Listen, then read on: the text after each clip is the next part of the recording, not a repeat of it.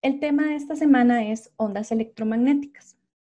En los últimos capítulos estudiamos distintos aspectos de los campos eléctricos y magnéticos y aprendimos que cuando estos campos no varían con el tiempo, como en el caso del campo eléctrico producido por cargas en reposo o el campo magnético de una corriente estable, podemos analizar los campos eléctricos y magnéticos de forma independiente, sin considerar las interacciones entre ellos. Pero cuando los campos varían con el tiempo, dejan de ser independientes. Así, cuando un campo, ya sea eléctrico o magnético, cambia con el tiempo, induce un campo del otro tipo en las regiones adyacentes del espacio.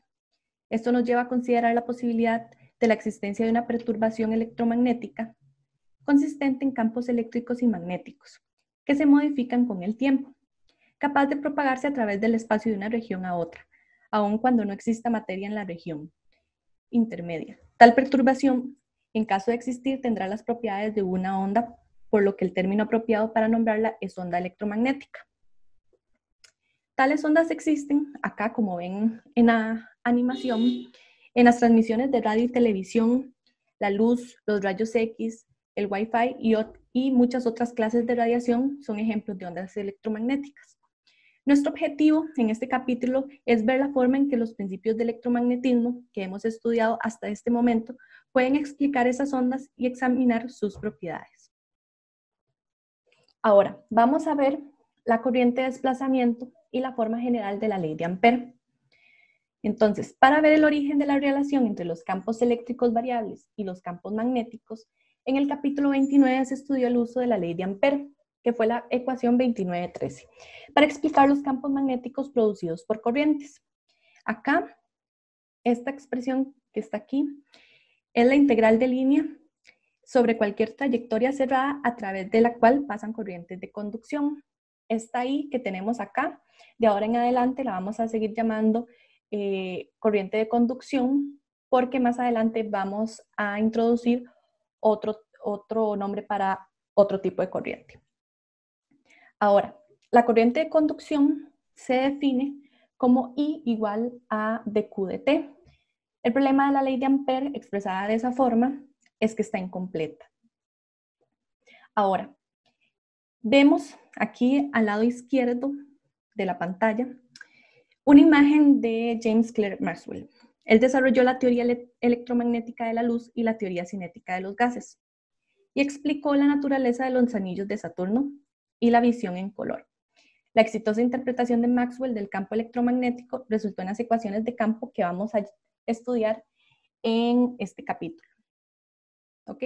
Ahora, vemos aquí la figura del lado derecho de la pantalla.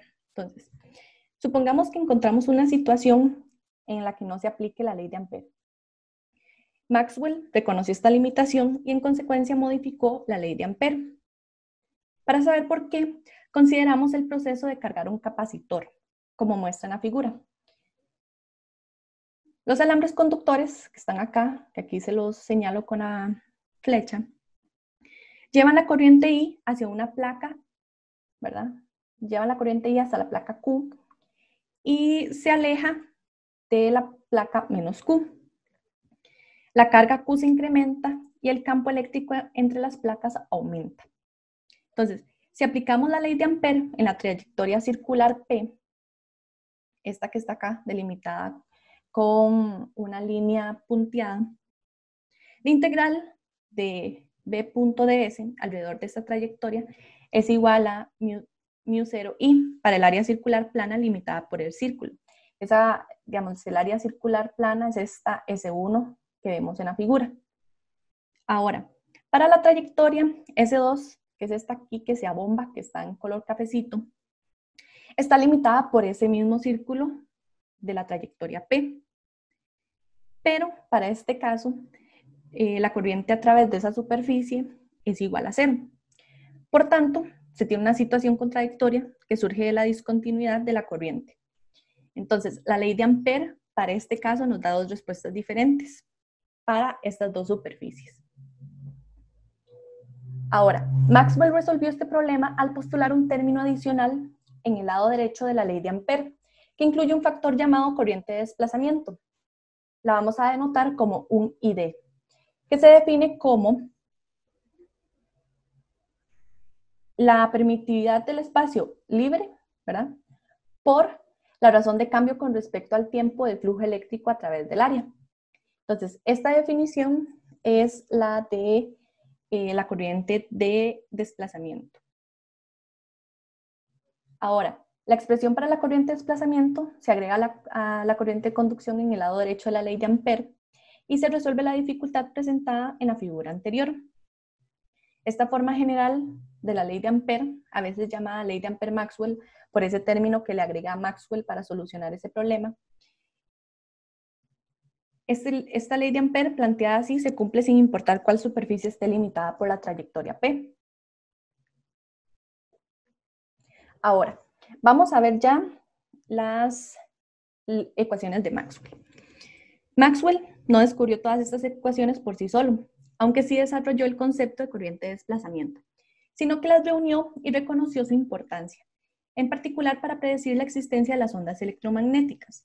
Por ahora, vamos a enunciar las ecuaciones de Maxwell en su forma más sencilla, para el caso en que hay cargas y corrientes en un espacio libre, es decir, en ausencia de cualquier material dieléctrico o magnético. Las 4 ecuaciones son la ley de Gauss, que la ley de Gauss es esta ecuación 33.4. Lo que nos dice es que el flujo eléctrico total a través de cualquier superficie cerrada es igual a la carga neta dentro de dicha superficie dividida por la permitividad en el espacio libre. Esa permitividad la llamamos constante eléctrica. Ahora, tenemos la ecuación 33.5, que es la ley de Gauss del magnetismo, y afirma que el flujo magnético neto a través de una superficie cerrada es cero. Entonces, recordemos que, como vimos en el capítulo 29, digamos, aquí en la imagen que les puse en la parte inferior izquierda, digamos, imaginen que tienen un imán de barra en pedazos, de la misma manera que ustedes pueden coger una tiza y partirla en varios pedacitos, hasta los pedacitos más pequeños que ustedes pueden partir esa tiza. Entonces, parece que deberíamos poder aislar un solo polo magnético, ¿verdad? Pero si ustedes ven, cada fragmento tiene un polo norte y un polo sur.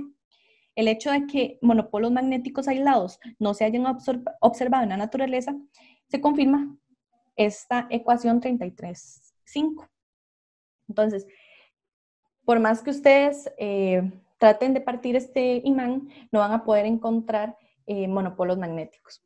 Entonces, por eso esta ecuación en particular da cero. Ahora, tenemos la ley de Faraday, que la ley de Faraday se le llama la ley de Faraday de la inducción, que describe la creación de un campo eléctrico por un flujo magnético cambiante. Esta ley afirma que la FEM, que es la integral de línea del campo eléctrico alrededor de cualquier trayectoria cerrada, es igual a la rapidez del cambio del flujo magnético a través de cualquier superficie limitada por dicha trayectoria. Una consecuencia de la ley de Faraday es la corriente inducida en una espira conductora colocada en un campo magnético variable en el tiempo. Eso ya lo habíamos visto en el capítulo 30. Ahora, tenemos la ecuación 33.7, que es la ley de Ampère-Maxwell. La analizamos en la sección 33.1, que fue la que vimos anteriormente, y describe la creación de un campo magnético por un campo eléctrico variable y por una corriente eléctrica.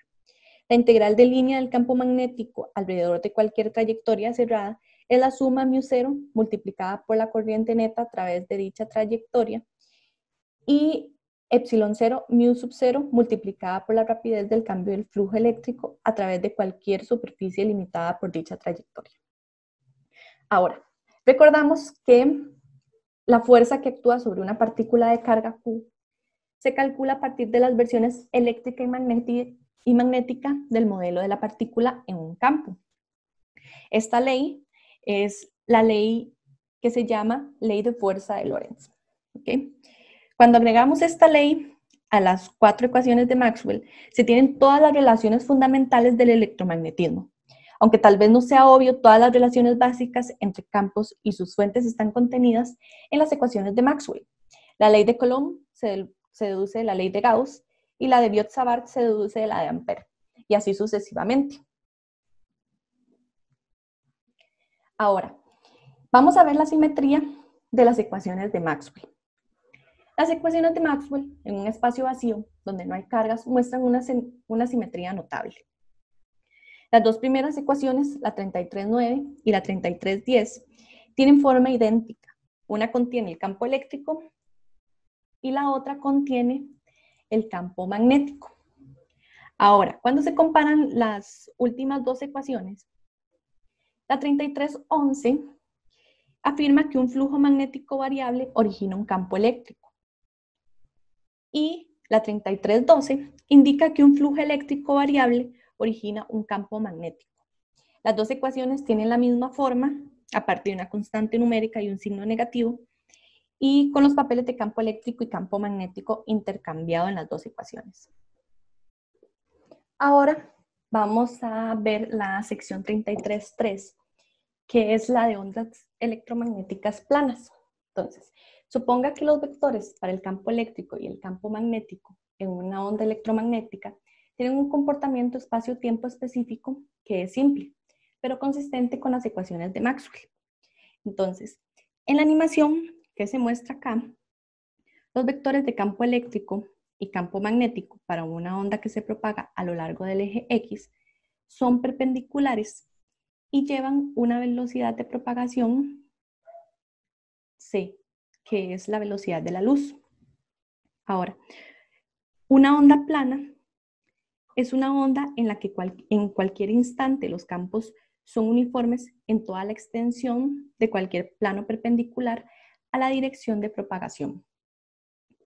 Entonces, para generar la predicción de ondas electromagnéticas, se parte de, primero, la ley de Faraday. Entonces, ahora vamos a aplicar la ley de inducción de Faraday. Esta es la expresión que tenemos de esta ley. Entonces, vamos a considerar un rectángulo de ancho dx, de altura L, que yace en el plano XY, como se muestra en esta figura 33.6. Alrededor de este rectángulo, en el sentido de las manecillas del reloj, en un instante en el que la onda pasa por el rectángulo. Por aquí vemos que el campo magnético, ¿verdad?, atraviesa ese rectángulo que acabamos de describir. Ahora, vamos a calcular, bueno, primero no hay contribución al integral desde la parte superior o inferior del rectángulo, porque el campo eléctrico y ds son perpendiculares entre sí en ese punto. Por tanto, la integral de línea en todo el rectángulo lo vamos a calcular como esta expresión que tenemos acá. Ahora, el primer término, que es ese EX más DX, lo podemos expresar de esta forma. Esta es una aproximación de primer orden de la serie de Taylor. Entonces, esta derivada total, al tener t constante, se nos va a convertir en una integral, una derivada parcial con respecto a x.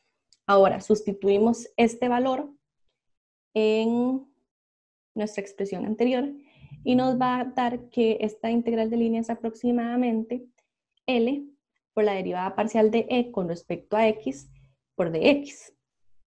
Ahora, recordamos que el campo magnético, como se ve en la figura, está en la dirección Z. Entonces, el flujo magnético a través del rectángulo de área, recuerden que nosotros podemos expresar el flujo magnético como B por A, donde A es el área. Tenemos que el área de ese rectángulo es L por dx. Entonces, tenemos que lo único que depende del tiempo es el campo, ¿verdad? En esta expresión. Si consideramos acá que x es constante, nos va a dar, bueno, cambiamos esta derivada total por una derivada parcial y nos da este resultado. Ahora, si sustituimos esta ecuación y la anterior, o sea, la 33.13 y la 33.14, en la ecuación 33.11, vamos a obtener esta relación, que es que la derivada de E con respecto a x es igual a menos la derivada de b con respecto a t. Eso lo vamos a llamar 33.15. Ahora, vamos a utilizar la ley de Ampère-Maxwell, pero la vamos a aplicar en el vacío. Entonces, de igual manera, como lo hicimos anteriormente, vamos a ver la figura 33.7. Entonces, tomamos también un rectángulo de ancho de X, de altura L. En este caso, nuestro rectángulo va a estar en el plano XZ. Y vamos a ver que el campo eléctrico pasa a través de ese rectángulo. Entonces, acá también, ¿verdad? Solo vamos a tener esta contribución para el cálculo de la integral de línea. Entonces, si calculamos la integral de línea, nos queda de esta manera. Entonces, hacemos lo mismo, expresamos el bx más dx como en la parte anterior y convertimos la derivada total en una derivada parcial porque sabemos que t es constante. Entonces, nos queda la expresión que esa integral de línea es aproximadamente menos L, la derivada parcial de b con respecto a x por dx. Ahora, vamos a calcular el flujo eléctrico a través del rectángulo. En este caso, el E va en dirección Y. Y hacemos lo mismo. Recordemos que el flujo eléctrico era el campo eléctrico por A. A es el área del rectángulo, que es L de X. Y solo nuestro campo eléctrico es el que depende de T.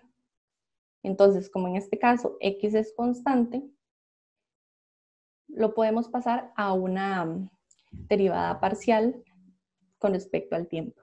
Ahora, sustituimos el 33.16, que fue lo que calculamos de la integral de línea, con la 33.17 en la ecuación de la ley de Ampère-Maxwell en el vacío y obtenemos esta relación, que la derivada de b con respecto a x, la derivada parcial, es igual a menos μ0 epsilon 0, la derivada de e, la derivada parcial de e con respecto a t.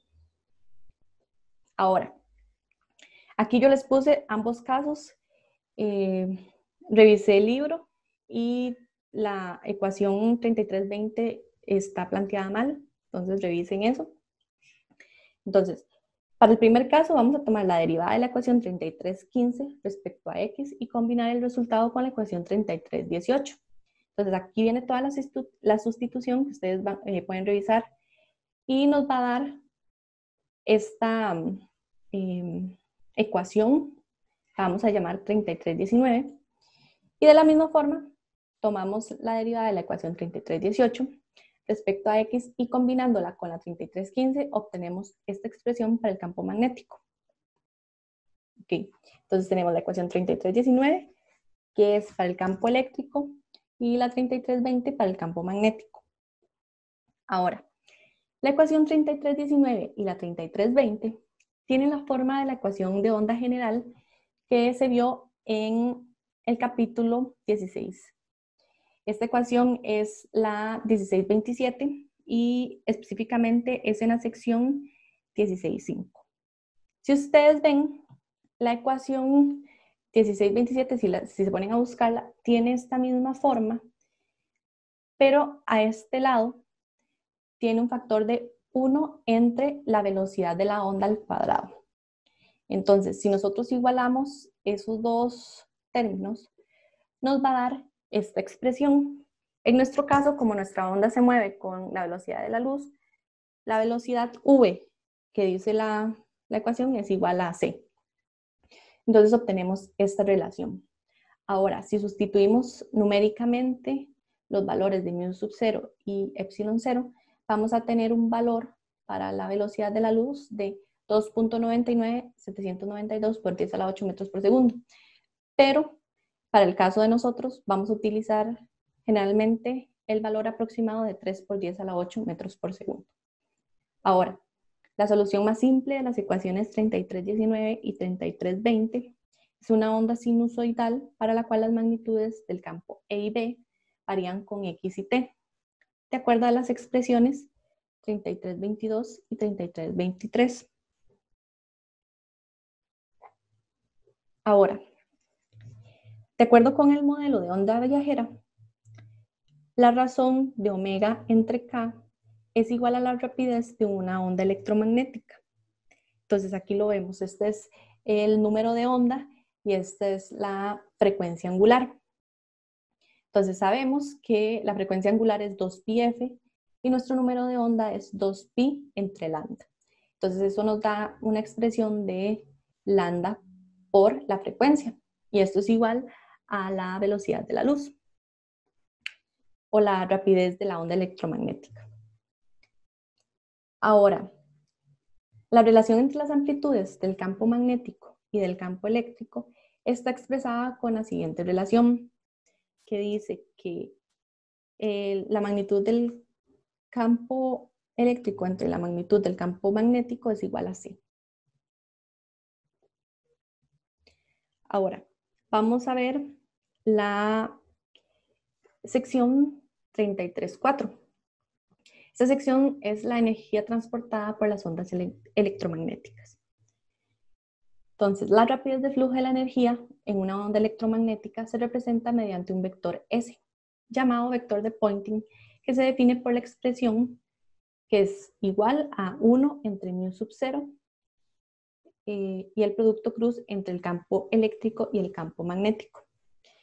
Esta definición fue introducida por el físico británico John Poynting y por eso lleva su nombre.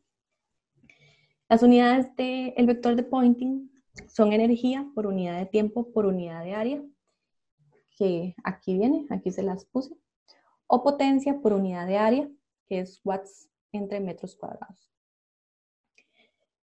Como el campo eléctrico y el campo magnético son perpendiculares, la magnitud del vector de Poynting es igual a EB entre μ sub 0. Ahora, la magnitud del valor promedio de S en un punto recibe el nombre de intensidad de onda en ese punto. Y lo vamos a ver expresado de la siguiente forma. Recuerden que cuando nosotros sacamos la magnitud promedio de S para una onda sinusoidal, nos va a salir un factor de 1/2 que es por el término de valor máximo. Ahora, recordemos que la energía por unidad de volumen, que habíamos visto anteriormente, es la densidad de energía asociada a un campo. Entonces, tenemos dos expresiones, una para campo eléctrico y una para campo magnético, que son las que vemos acá. Las denotamos como UE y V en los capítulos anteriores. Entonces, para saber la densidad de energía que lleva una onda electromagnética, necesitamos saber la magnitud del campo eléctrico y magnético que componen esa onda. Usamos esas magnitudes para calcular la densidad de energía eléctrica y la densidad de energía magnética, que es la cantidad de energía almacenada en un campo por unidad de volumen. Podemos combinar la densidad de energía en ambos campos y es lo que nos da como resultado la densidad de energía instantánea total. Esto nos dice que es igual a la suma de las densidades de energía asociadas con los campos eléctricos y magnéticos. Es importante, recordar que la densidad de energía instantánea asociada con el campo magnético de una onda electromagnética es igual a la densidad de energía instantánea asociada con el campo eléctrico. Entonces, en este caso, nosotros estamos diciendo que la densidad de energía del campo eléctrico es igual a la densidad de energía del campo magnético. Entonces, podemos sustituir esa igualdad en una o en la otra. Entonces, digamos, si sustituimos que V es igual a UE, nos va a dar este resultado. Y si sustituimos que UE es igual a V, nos da este resultado. Y por último, aquí tenemos ambas expresiones. Ahora, cuando promediamos esta densidad de energía instantánea total en uno o más ciclos de una onda electromagnética, una vez más se obtiene un factor de 1/2. Y en consecuencia, para cualquier onda electromagnética, la energía total por unidad de volumen es esta que vemos acá, que tenemos expresada con la fórmula 3332. Ahora, si comparamos este resultado con 3327, podemos tener la intensidad en términos de la energía promedio total. Ahora, vamos a ver la sección 33.5, que es cantidad de movimiento y presión de radiación. Entonces, las ondas electromagnéticas transportan cantidad de movimiento lineal, así como energía. Cuando esta cantidad de movimiento es absorbida por alguna superficie, sobre ella se ejerce presión.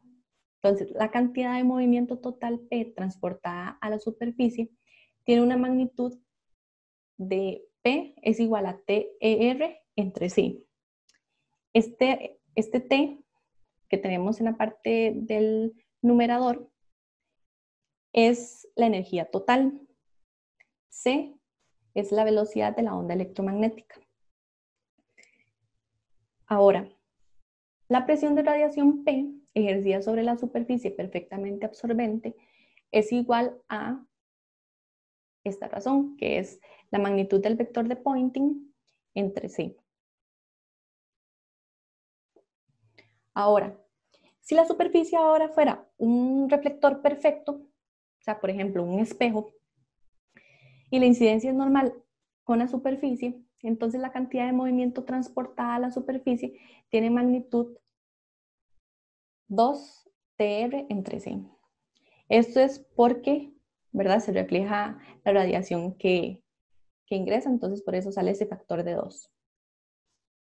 Ahora, la presión de radiación P ejercida sobre la superficie perfectamente reflejante para una incidencia normal de la onda es igual a esto.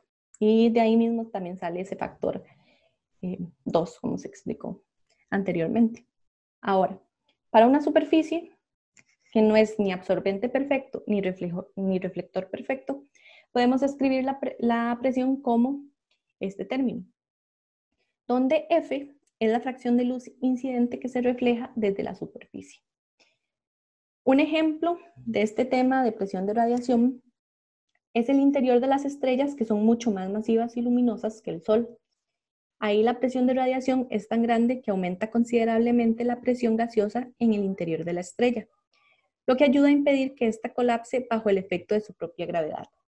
En ciertos casos, la presión de radiación tiene efectos dramáticos sobre el material que rodea las estrellas. Entonces, eso es bastante importante, digamos, una aplicación de esta sección del libro. Ahora, vamos a hablar de la producción de ondas electromagnéticas por una antena. Entonces, acá, como ven, la antena es un objeto que puede producir ondas electromagnéticas y transmitirlas a través del aire. Entonces, la antena está formada por dos barras conductoras, como ven ustedes acá. Y cada una unida a extremos opuestos de una fuente de voltaje alterno. Un ejemplo de una fuente de voltaje alterno es un oscilador LC. Entonces, cuando la antena está funcionando, las dos barras cambian entre carga positiva y carga negativa. Como ven ustedes aquí en la animación, conforme va cambiando el tiempo, pasa de carga positiva a carga negativa. Ahora, siempre, digamos, una barra tiene carga positiva, la otra tiene carga negativa y viceversa. O sea, tienen cargas opuestas conforme va cambiando el voltaje. Entonces, cuando la corriente eléctrica sube a la parte superior de la barra, podemos usar la regla de la mano derecha apuntando con el pulgar derecho a la dirección de la corriente. Vamos a ver cómo fluye el campo magnético alrededor de la antena. Aquí nosotros tenemos denotado la dirección del campo magnético como un punto hacia afuera y una X hacia adentro. Ahora, los campos eléctricos generados por la antena en sí son más fáciles de rastrear, ya que simplemente pasarán de la barra positiva a la barra negativa. Pero a medida que cambia la dirección de la corriente, la dirección de los campos eléctricos y magnéticos cambia, como ven ustedes aquí en animación. Y a medida que las barras cambian sus cargas, Las ondas generadas por la distribución de carga inicial continúan propagándose lejos de la antena.